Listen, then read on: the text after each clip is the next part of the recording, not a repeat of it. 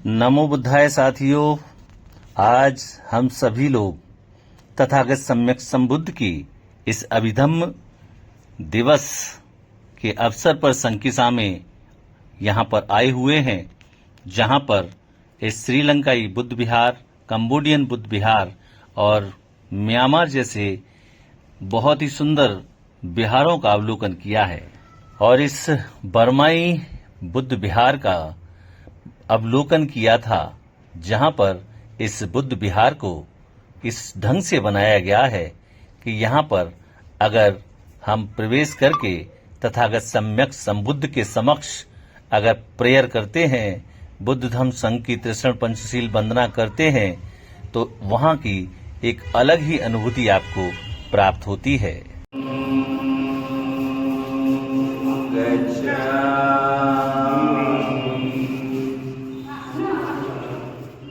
ये ध्वनि जो आपने इस बुद्ध विहार का इस तरह से निर्माण कराया गया है कि यहाँ जो भी व्यक्ति अगर ध्यान साधना में अगर बुद्ध के गुणगान को करता है, बुद्ध धम्म संघ की वंदना को करता है, तो उसको एक अलग ही अनुभूति प्राप्त होती है और उसका हृदय एक पवित्रता की ओर बढ़ता है। ऐसा है हमारे बुद्ध का मार्ग। बुद्ध ने हमेशा ही पूरे विश्व को शांति का संदेश दिया है और ये कहा है कि अंतर्मन की यात्रा आपको करनी है, अपने मन को शुद्ध करना है, अपने हृदय को पवित्र करना है। जब आपका हृदय पवित्र हो जाएगा तो आपका व्यवहार किसी दूसरे व्यक्ति के साथ वो इतना प्रेम पूर्वक होगा कि वो आपसे नफरत कर ही नहीं सकता है। तो ऐसे बुद्ध के मार्ग पर जो भी व्यक्ति आरूढ़ होते हैं उनका जीवन शेष होता है। आज इसका निर्माण भी जो कराया गया है, यहाँ एक अलग ही अनुभूति जो है प्राप्त हो रही है कि हम कोई भी बात कर रहे हैं या कोई भी ध्वनि अगर आ रही है तो वहाँ हमारे वो हृदय को पवित्र करने जैसी ध्वनि उत्पन्न होती है। जैसे मैं अब दोबारा से आपको वही एक राग दे रहा हूँ, जब बुद्धो कहते हैं बुद्धं शरणं गच्छामि, धम्मं शरणं गच्छामि, संघं शरणं गच्छामि।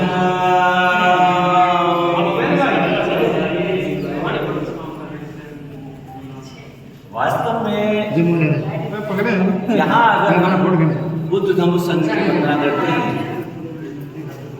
तो वो हृदय से वंदना निकलती है और उसका कहीं ना कहीं हमारे शरीर को भी लाभ मिलता है। नमो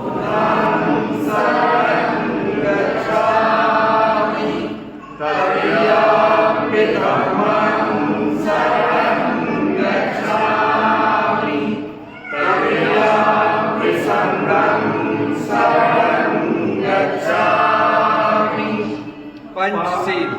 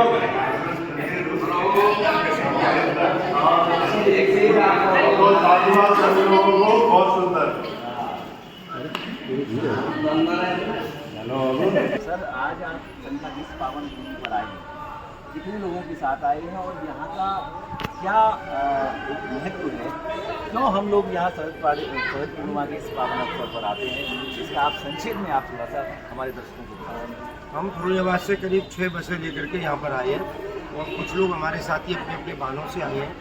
ये आज इसको शरद पूर्णिमा या क्वार की आश्विन पूर्णिमा कहते हैं। इस दिन जब भगवान ने बुद्धत्व को प्राप्त किया, उसके 16 वर्ष बाद भगवान बुद्ध ने अपनी माता को अभिधम्म दिया और अभिधम्म दे करके वो यहाँ पर आए थे। लेकिन हिंदूवादी किंवदंतियाँ ये कहती हैं कि वो स्वर्ग से उतरे थे, जबकि ऐसा बौद्ध साहित्य में नहीं माना जाता। और सच्चाई ये है कि भगवान बुद्ध ने अपनी माता को बुद्धत्व प्राप्त करने के 16 वर्ष बाद अपनी माँ को अभिधम्म दिया और ये परंपरा उस समय से चली आ रही है। अभी यहाँ आपने देखा होगा, जो सम्राट अशोक ने यहाँ से 1 किलोमीटर आगे जो पहले यहाँ पर विहार बनाया था, वो आज खंडर है। लेकिन उसके बाद वहाँ पर जब आप जाएंगे तो बाहर एक स्तूप टाइप बना हुआ है, वो भी लंका ने बनाया था। और सबसे पहले श्रीलंका ने इस बुद्ध विहार की स्थापना की। और आज थाईलैंड के, बर्मा के, मतलब म्यांमार या बर्मा, श्याम देश जिसको कहते हैं, उस देश के 2 हैं, तिब्बत के हैं, थाईलैंड के हैं, कंबोडिया के हैं और कई देशों के यहाँ बुद्ध विहार मोनेस्ट्री बनी हुई है। जैसा आप लोग यात्रा करके आ रहे हैं तो आप जो बौद्ध तीर्थ स्थलों पर जाते होंगे, सबसे पहले लोगों ने ये देखा होगा कि बौद्ध तीर्थ स्थलों पर, मैं संक्षेप में ही कहूँगा कि जिस तरह अन्य स्थानों पर चुंडी या नारियल या दान या प्रसाद जो होता है, वो यहाँ पर ऐसी कोई व्यवस्था नहीं है। यहाँ पर मन्नत नहीं मांगी जाती। यहाँ पर व्यक्ति ये प्रतिज्ञा लेता है कि मैं कुरीति पर नहीं चलूँगा, मैं जुआ नहीं खेलूँगा, मैं प्राणी हिंसा नहीं करूँगा, मैं शराब नहीं पीऊँगा, मैं व्यभिचार नहीं करूँगा, किसी की बहन बेटी को गलत नज़र से नहीं देखूँगा, मैं किसी की चुगली नहीं करूँगा, किसी की वस्तु को बिना बताए नहीं छूँगा। ऐसा ये सिद्धांत है। इसलिए ये शंकिसा को पुण्य स्थल माना जाता है। जिन तीर्थ स्थलों में से जो 8 तीर्थ स्थल बुद्ध के मुख्य माने गए हैं, उनमें शंकिसा का भी एक महत्व अपने आप में रखता है और वो महत्वपूर्ण स्थान है। सर, यहाँ जो स्तूप है, जो एक अभी खंडित स्तूप जो है, जी सम्राट अशोक के द्वारा बनाया गया था, लेकिन वहाँ यहाँ के लोगों की ऐसी मान्यता है कि वहाँ एक विसारी देवी का है।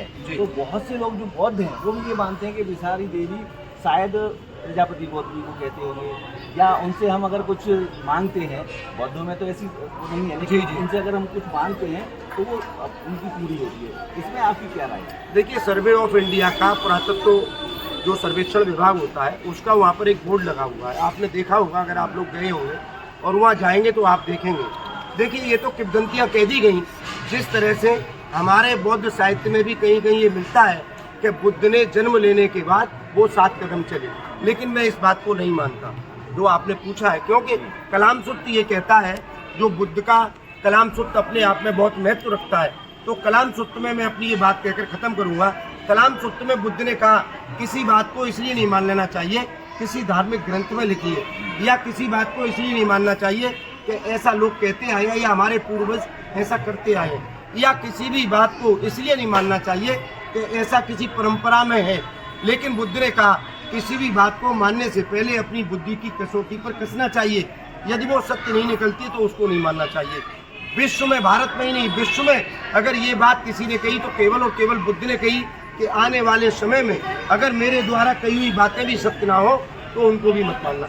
आइंस्टीन, जो विश्व में अपने टाइम के बहुत बड़े जो वैज्ञानिक थे, उन्होंने भी ये कहा कि अगर मैं संसार में किसी धर्म को अगर नमन करता हूँ और मैं किसी धर्म में आस्था रखूँगा तो वो मेरा पहला और अंतिम धर्म बुद्ध का धम्म होगा, जिसे बुद्ध धम्म कहते हैं। बुद्ध धम्म जो बुद्धत्व को प्राप्त कर लेता है उसे बुद्ध कहते हैं, जो बुद्धत्व को प्राप्त कर चुका होता है।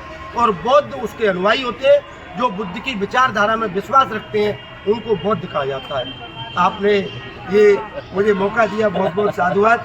जय भीम, नमो बुद्ध। और सुभाष जी हमारे समय समय पर ये अपने चैनल के द्वारा भी और लोगों में जा कर समय समय पर ये लोगों को बताते हैं निस्वार्थ। ये बहुत पुनीत कार्य कर रहे हैं और ये टूंडला में इस धर्म कारवा को आगे ले जाने का काम कर रहे हैं। अभी बस के द्वारा सभी लुम्बिनी वगैरह, कुशीनगर, श्रावस्ती, गया वगैरह, सारनाथ, सभी जगह घूम करके आप जो आ रहे हैं, आपका पूरा जो आ रहा है, जो साथ में जो पूरा पार्टी है, तो ये काम भी बहुत कम लोग करते हैं। बुद्ध का सबसे बड़ी बात ये है, अगर आपने कहा है तो, कि नागपुर एक ऐसा स्थान है जो विश्व में, कि नागपुर में 300 किलोमीटर के बीच में हर घर में इंजीनियर और हर घर में डॉक्टर और हर घर में वकील और हर घर में जो है एक सरकारी नौकर आपको मिलेगा, हर घर में MA BEd वगैरह मिलेगा।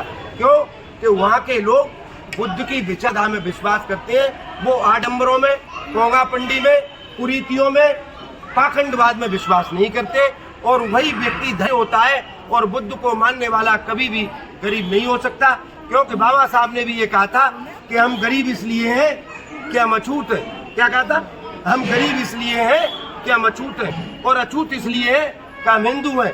इसलिए बाबा साहब ने 14 अक्टूबर 1956 को धम्म ग्रहण किया, जो विजयादशमी के दिन किया। इससे 5-6 दिन पहले और धम्म ग्रहण करने के बाद उन्होंने ये संकल्प लिया था कि अगर मैं 2 वर्ष जिंदा रहा तो पूरे भारत को बौद्ध में कर दूंगा। इसलिए मेरे साथियों, हमारी महिलाओं को, जो बहनें खड़ी हुई हैं, ये माता और बहनों को ये आडंबर नहीं मानना चाहिए। कहीं भी किसी, मतलब ये कबीर ने भी कहा है और बुद्ध ने भी कहा, रैदास ने भी कहा, धाधु पलटू चेता नानक सब ने कहा कि कहीं भी केस रखा लेने से, नाखून रखा लेने से, या भभूति लगा लेने से, या किसी भी नदी नाले में स्नान कर लेने से कोई व्यक्ति पवित्र नहीं होता। पवित्र होने के लिए व्यक्ति को पवित्रता के कार्य करने पड़ते हैं, और धम्म को धारण करता है, उन्हें धम्म कहा जाता है। धम्म कोई ओढ़ने और बिछाने की वस्तु नहीं होती है, हमको धारण करना चाहिए, और जो हम कहें उसको हमें करना चाहिए। यही बाबा साहब से हमको शिक्षा मिलती है। और बाबा साहब ने 14 अक्टूबर 56 को भारतीय संस्कृति का धम्म लेकर हमें बुद्ध का मार्ग दिया, और SC BC के लोगों की ये मोरल ड्यूटी बनती है कि वो बुद्ध की शरण में जाएं। बुद्धं शरणं गच्छामि, धम्मं शरणं गच्छामि, संघं शरणं गच्छामि। जय भीम, जय भारत, नमो बुद्धाय, जय संविधान। बहुत बहुत साधुवाद। और इसके बाद हमने पूरी यात्रा संपन्न करते हुए इस youth for Buddhist society of India के इस बुद्ध विहार पर पहुंचे, जहां हमने भाषण दिया है। बुद्धं नमामि, धम्मं नमामि, संघं नमामि, अहम वन्दामि सर्वदा। और इसके बाद सीधे हम पहुंचते हैं अपने स्थान पर, जहां पर परम पूज्य बोधिसत्व बाबा साहब डॉक्टर अंबेडकर को नमन करने के पश्चात में हम सीधे अपने घर के लिए रवाना हुए हैं।